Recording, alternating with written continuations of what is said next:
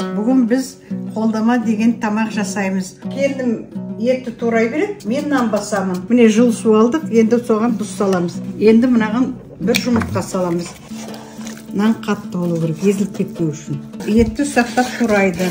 Қолдама деген тағам, қолдан жасаған тағам дейді. Нанды басып болдық, 10-15 минутқа қалдырамыз. Міне етімізді жуып алдық, енді қуырамыз. Міне шамалы қуырылды, енді тұзбен бұрышын саламыз. Етіміз шамалы қуырылғаннан кейін жуасын саламыз. Енді сәбізін саламыз, араластырамыз. Енді картофын саламыз. Міне картофын салдық, енді су құямыз. Міне қайнап жатыр. Енді бұған біз томат саламыз. Міне жаңа нанымыздың иі қанды, енді нанды ысамыз. 10-15 минут тұрды нан.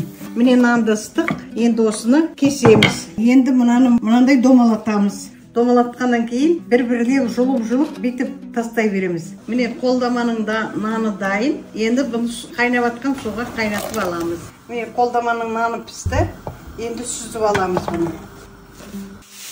Енді ортасына етін саламыз.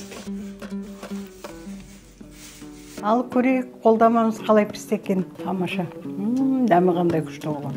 Өте дәмді, осылай істеңіздер. Дәмі қуырдақтың дәмі сияқты. Күшті, осылай істеп жеңіздер.